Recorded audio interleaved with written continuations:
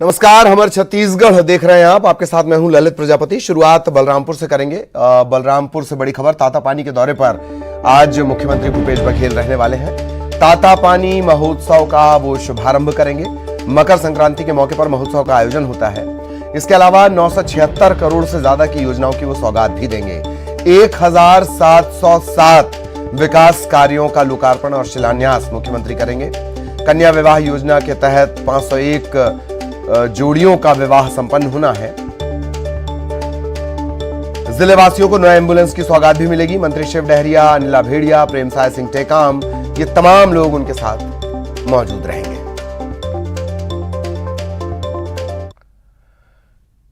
इधर मुख्यमंत्री भूपेश बघेल ने जनता को मकर संक्रांति की बधाई और शुभकामनाएं दी हैं। मुख्यमंत्री ने इस मौके पर सभी लोगों के लिए सुख समृद्धि की कामना भी की है। सीएम ने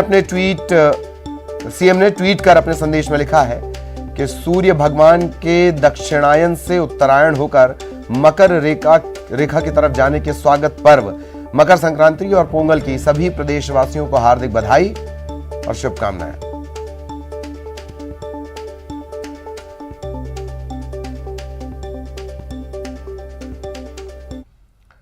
और सीधे आपको लिए चलते हैं सड़क सुरक्षा सप्ताह के बड़े आयोजन में। करने वाले लाइट लगते सोलर, वो लगे हुए नहीं है। जगह जगह पर ये ब्लैक स्पॉट है, एक्सीडेंटल स्पॉट है, कॉशियस रहिए, ये नहीं लगे हुए हैं। रोड के कामों में कुछ गलतियां हैं, कुछ जगह अंडरपास बनाना आवश्यक है। केवल हम ब्लैक स्पॉट्स पर रिपेयर करते हैं, पर अभी हम लोग रोड सेफ्टी ऑडिट हर रोड का कर रहे हैं।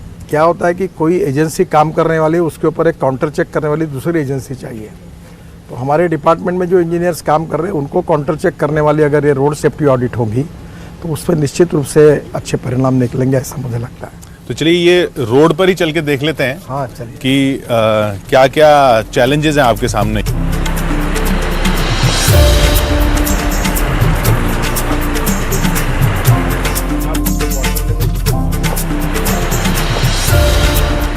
गडकरी जी, रोड सेफ्टी की हम बात करते हैं, उसमें एक बड़ा फैक्टर है ट्रक्स का, क्योंकि ट्रक्स के एक्सीडेंट सबसे ज़्यादा होते हैं और उनकी वजह से भी होते हैं। और ट्रकिंग इंडस्ट्री जो है वो बढ़ती जा रही है। नीति आयोग तो कह रहा है 2050 तक 4 गुना हो जाएगी।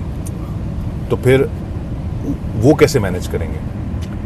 देखिए, पहली बात तो ऐसी कि हम लोग 27 ग्रीन एक्सप्रेस हाईवे बना रहे हैं। तो अभी जैसे पूना से नागपुर आने के लिए 24 घंटे लगते थे, अब 6 घंटे में होगा। अभी नागपुर से मुंबई, ये भी 6 घंटे में होगा। तो नेचुरली क्या होगा कि इसके कारण हमारे देश में अब ट्रांसपोर्ट सस्ता होगा। अब ट्रांसपोर्ट में भी हम क्या कर रहे हैं कि ये LNG, CNG फ्यूल ला रहे हैं, जो डीजल से आधी कॉस्ट में होता है। फिर इलेक्ट्रिक आएगी, ग्रीन हाइड्रोजन आएगा, तो लॉजिस्टिक कॉस्ट रेलवे की तुलना में एकदम कम हो जाएगी। और जैसे एक ट्रक अगर दिल्ली से मुंबई 1 महीने में अगर 5 ट्रिप पे मार रहा है, तो हाईवे बनने के बाद वो 9 ट्रिप पे मारेगा। तो नेचुरली उसके कारण जो वाइबिलिटी आएगी, उसके कारण नेचुरली पोटेंशियल तो है, तो ट्रक की संख्या बढ़ेगी, नए रोजगार निर्माण होंगे, पर प्रदूषण कम हो, इंडिजिनस फ्यूल का यूज़ हो, इसके लिए हमको जोर देना पड़ेगा। और उनसे जो एक्सीडेंट्स होते हैं उसकी वजह सिर्फ ट्रक ही नहीं होता, उसके ट्रक ड्राइवर भी होता है। देखिए, ड्राइवर, ट्रक ओनर और ट्रक वाला, ये सब बातें महत्वपूर्ण हैं। अभी हमने रोड बनाते समय अच्छे बना दिए, स्पीड बढ़ेगी, पर स्पीड बढ़ने के बाद रूल्स ऑफ द रोड जो बना है, अभी देखो ये हाईवे में एक्सिस है, इधर का उधर नहीं आ सकता, उधर का इधर नहीं आ सकता। और इसलिए स्वाभाविक रूप से स्पीड ज़्यादा होने के बाद अगर यहाँ कोई कुत्ता या कोई बीच में आ गया तो एक्सीडेंट होने की संभावना है। अब देखो ये कितनी सुंदर हमने रोड को कवर करने के लिए ये जो बनाया हुआ है, इसमें ऊपर से जा रहे ट्रैफिक, तो क्रॉस करने की संभावना नहीं है। तो स्वाभाविक रूप से हमने इन सब बातों को ध्यान में लेकर इसका जिस प्रकार से काम किया है, निश्चित रूप से मुझे लगता है कि एक्सीडेंट न हो, इसके लिए हम पूरी चिंता कर रहे हैं। पर आखिरी में हमको ट्रक ड्राइवर का एक ज़रूर सहयोग मिलेगा कि जो रूल्स है, जैसे लेन डिसिप्लिन है, सबसे इम्पोर्टेंट चीज़ है कि एक लेन में चलना चाहिए। अब उसके बारे में हमने कानून किया, कभी कभी गलत लेन में चले जाते हैं, उसके कारण भी एक्सीडेंट होते हैं। तो ऐसा क्यों ना करें, मतलब मेरे दिमाग में आया कि यहाँ कहीं ट्रक ड्राइवर हो, उनसे बात ही करके देख लेते हैं। मंत्री जी से ट्रक ड्राइवर बात करेंगे तो देखते हैं उनका क्या reaction। जरूर अरे किसी करेंगे। ढाबे पे देखते, मैंने यहाँ पर भी नागपुर में भी ढाबे पे ही रुकते होंगे ट्रक ड्राइवर। हाँ, बहुत ढाबे होते हैं, मैं भी ढाबे पे खाना खाता हूँ बहुत। अरे तो चलिए, आज तो फिर ढाबे पे ही खाना हो जाए।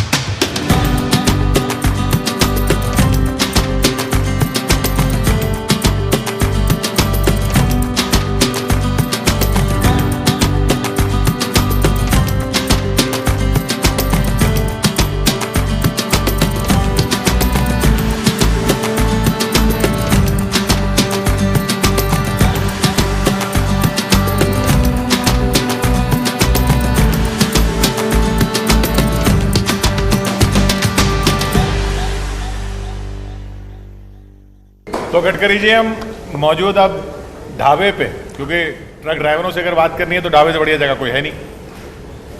मंत्री जी आपके सामने, अब आपकी बात सीधा इनसे आप तक, इनकी बात पहुंचे और इनकी बात यानी सरकार की बात आप तक पहुंचे, वो बहुत इंपॉर्टेंट है। तो क्या नाम आपका? मेरा नाम हरदीप सिंह है जी। कहाँ से हो? मैं प्रॉपर नागपुर से ही। अच्छा, और आपका ट्रक कहाँ से कहाँ तक चलाते हो? हम लोग को ऑल इंडिया परमिट हुआ जब से, तो पूरा इंडिया ही घूमते हैं। यहाँ से कलकत्ता, कभी मतलब जैसा लोड मिल जाए वैसा चले जाते हैं। अच्छा, हाँ जी। क्या क्या समस्या आती है आपको जाते समय? समस्या सर ऐसा है कि बॉर्डर की समस्या है। अब आपने तो बोल दिया कि बॉर्डर उठना चाहिए, पर छत्तीसगढ़ है मेन, यहाँ से निकलते ही 150 किलोमीटर पर छत्तीसगढ़ है।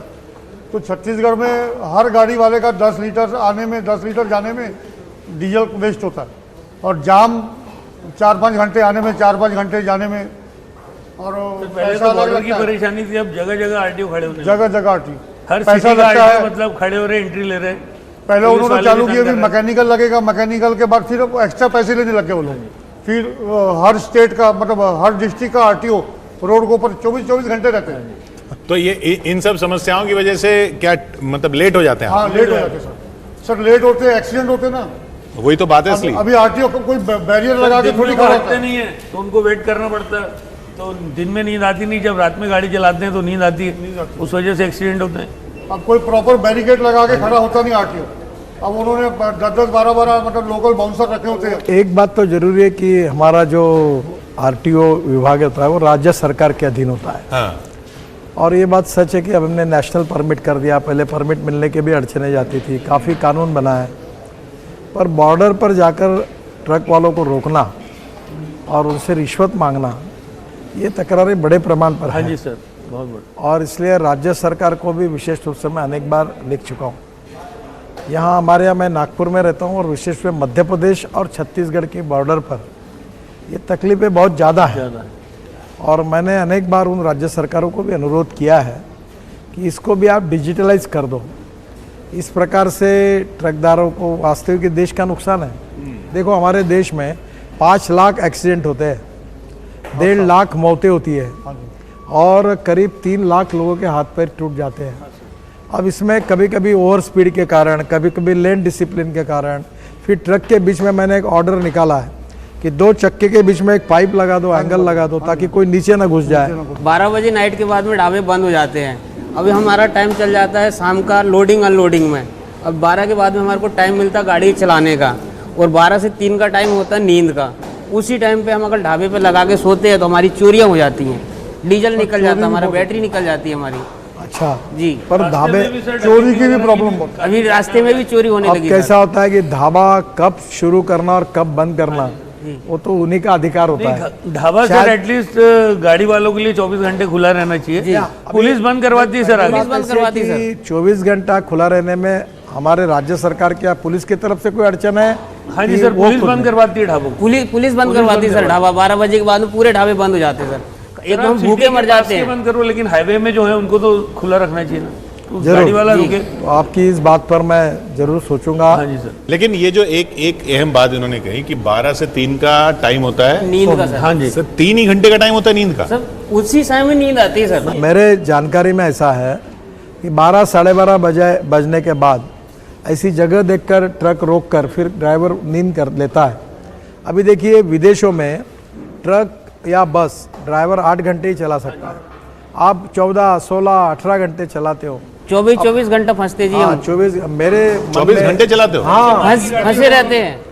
क्या होता है कि अब हमारे नासिक देश से में कलकत्ता सर 36 घंटे में गाड़ी लगानी है, तो गाड़ी तो कंटिन्यूस चलेगी तभी लगेगी।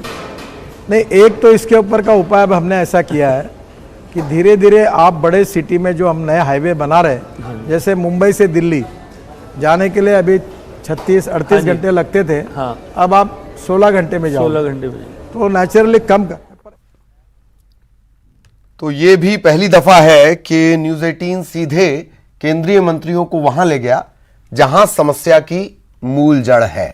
अगर आप सड़कों पर सफर करते हैं तो ट्रक ड्राइवर से बेहतर साथ देने वाला और नियमों का पालन करने वाला कोई नहीं मिलेगा।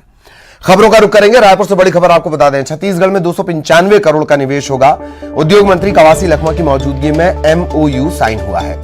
पूरक पोषण आहार, फोर्टिफाइड चावल, एथेनॉल और पावर प्लांट, इन्हें लगाने में निजी कंपनियां निवेश करेंगी। 295 करोड़ के निवेश से तकरीबन 1000 लोगों को रोजगार भी मिलेगा।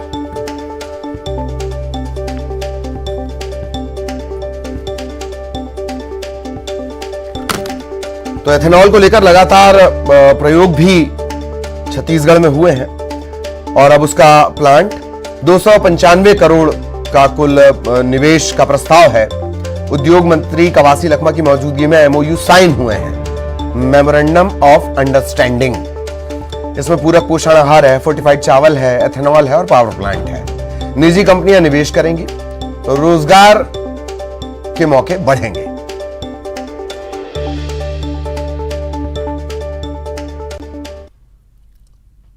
और अब रायपुर के लिए बड़ी खुशखबरी। राजधानी में आज 5G सेवा लॉन्च होगी। मुख्यमंत्री भूपेश बघेल 5G लॉन्च करेंगे। सीएम हाउस से ही 5G सेवा की शुरुआत होगी और जियो रायपुर में 5G सेवा देगा। 5G सेवाओं वाला प्रदेश का पहला शहर बनेगा रायपुर।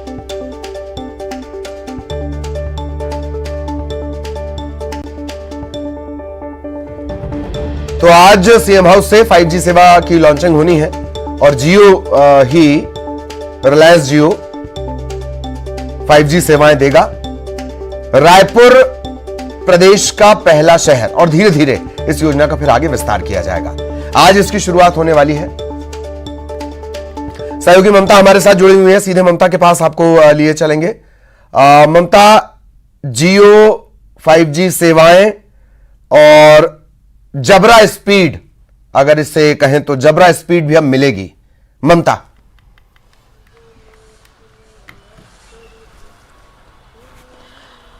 बिल्कुल देखिए, और संचार क्रांति में एक तरह से कहें कि एक बड़ा कदम जो है वो है और रायपुर में आज 5G सेवा जो है वो लॉन्च होगी और मुख्यमंत्री भूपेश बघेल ये जो 5G है उसे लॉन्च करेंगे। मुख्यमंत्री निवास में शाम को इसकी लॉन्चिंग होगी और जाहिर तौर पर अगर हम बात करें तो प्रदेश के लोगों के लिए एक बड़ी सौगात है।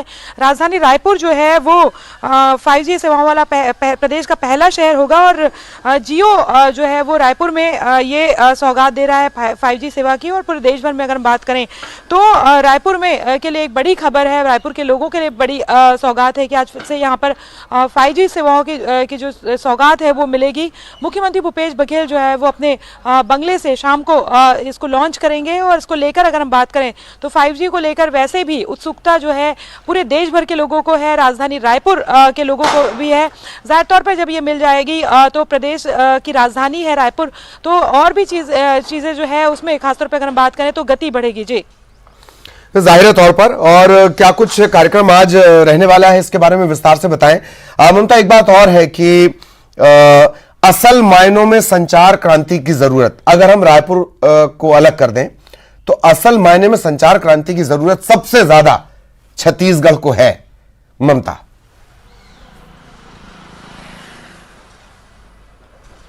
बिल्कुल देखिए, और जिस तरीके से अगर हम बात करें तो विकास अगर चाहिए तो आप समझ सकते हैं कि स्पीड की भी ज़रूरत होती है, और संचार क्रांति के लिए जो है वो 5G जो है वो किस तरह से मायने रखती है आप समझ सकते हैं। और स्पीड की अगर हम बात करें, अगर विकास की बात करें, केवल राजधानी रायपुर नहीं बल्कि पूरे प्रदेश भर की अगर हम बात करें तो तमाम तरह की चीज़ों के लिए गति चाहिए और नेटवर्किंग चाहिए, और 5G जो है वो उन तमाम चीज़ों की जो है वो पूर्ति करने के लिए काफ़ी है। दूसरी बात अगर हम बात करें, चाहे बस्तर के सुदूर अंचलों तक हो, चाहे शिक्षा के क्षेत्र में, चाहे स्वास्थ्य के क्षेत्र में, चाहे उद्योग के क्षेत्र में, ऐसे कोई भी सेक्टर नहीं बचा हुआ है जहां पर आज आप जो है आपको जो है वो फ़ोन की ज़रूरत ना पड़े, इंटरनेट की ज़रूरत ना पड़े।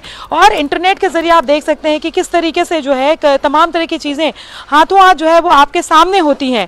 और जाहिर तौर पर जब 5G जो सुविधा मिल जाएगी तो कहीं ना कहीं विकास के मामले में अगर हम बात करें तो पंख जरूर की तरह से देख सकते हैं। जी चलिए, बहुत बहुत धन्यवाद ममता आपका इस तमाम जानकारी के लिए। सहयोगी ममता विस्तार से जानकारी दे रही थी। अगली बड़ी खबर रायपुर से ही। बीजेपी के धरने का आज है 11वां दिन।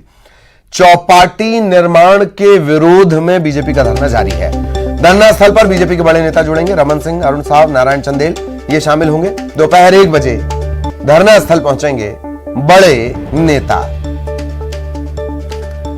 तो बीजेपी का प्रदर्शन लगातार जारी है। आज है 11वां दिन। चौपाटी निर्माण के विरोध में बीजेपी का प्रदर्शन लगातार जारी है।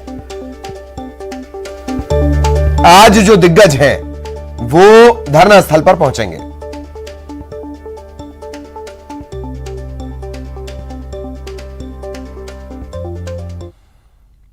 और बड़ी खबर मिल रही है बीजापुर से। आईईडी ब्लास्ट की चपेट में एक जवान आ गया है, जख्मी हो गया है। उसूर ब्लॉक के पेगड़ापल्ली की पूरी घटना है। नक्सलियों ने यहां आईईडी प्लांट कर रखा था, आईईडी लगा रखा था। एक जवान इसमें जख्मी हो गया। एरिया डोमिनेशन की कार्रवाई पर जवान निकले थे। तरेरम थाना क्षेत्र का ये पूरा मामला है। बीजापुर एसपी आंजनेय वार्ष्णेय ने इसकी पुष्टि भी की है। सहयोगी भरत इस वक्त हमारे साथ जुड़े हुए हैं। भरत, पूरी जानकारी विस्तार से। जवान की हालत फिलहाल कैसी? देखिए ललित, हमारे जो देश के जवान हैं, सेंट्रल जो रिजर्व पुलिस के जो जवान हैं, वो सीआरपीएफ के जवान जो बीजापुर के बेहद संवेदनशील क्षेत्र पेगड़ापल्ली में एरिया डोमिनेशन के लिए निकले थे। तरेम थाना क्षेत्र के अंतर्गत का पूरा ये मामला बताया जा रहा है। पेगड़ापल्ली के पास जियो की जो नेटवर्क केबल होता है उसकी काम चल रही थी। ऐसे में जो जवान हर वक्त हर दिन जो निकलते हैं, सुबह की ही जानकारी बाहर निकल के आ रही थी कि प्रेशर आईडी की जद में आने से जो जवान है वो बुरी तरीके से घायल हो गया। हालांकि उसकी स्थिति बहुत गंभीर बताई जा रही है, जिनका प्राथमिक उपचार के तौर पर बासागुड़ा लाया गया है, लेकिन एक पैर पूरी तरीके से जख्मी हो गया है। इसमें जो आला अधिकारी हैं पुलिस के, जो बीजापुर के जो एसपी आंजनेय वास्तव, उन्होंने भी इसकी पुष्टि की है। बहरहाल जो जवान है उक्त सीआरपीएफ 153 बटालियन का जवान है। बिहार के भोजपुर जो जिला पड़ता है वहां का रहने वाला बताया जा रहा है जो जवान है।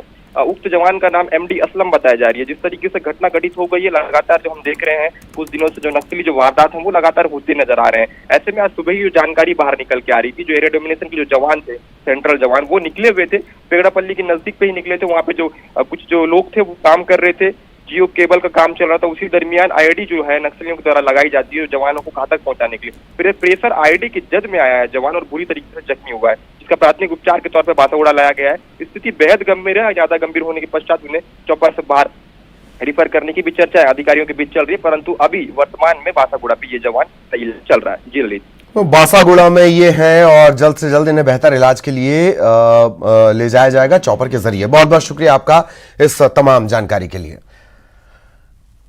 और अब जशपुर से बड़ी खबर। पूर्व डीईओ ने निलंबन के बाद भी पदभार ग्रहण कर लिया। हाईकोर्ट के आदेश की कॉपी लेकर पहुंचे जेके प्रसाद और वर्तमान डीईओ को कार्य मुक्त करने का यह आदेश जारी किया गया। 2 दिन पहले ही राज्य सरकार ने जेके प्रसाद को निलंबित कर दिया था। निलंबन के बावजूद जशपुर पहुंचे और पदभार ग्रहण कर लिया। वर्तमान डीईओ मधुलिका तिवारी ने कलेक्टर से इस मामले की शिकायत की है।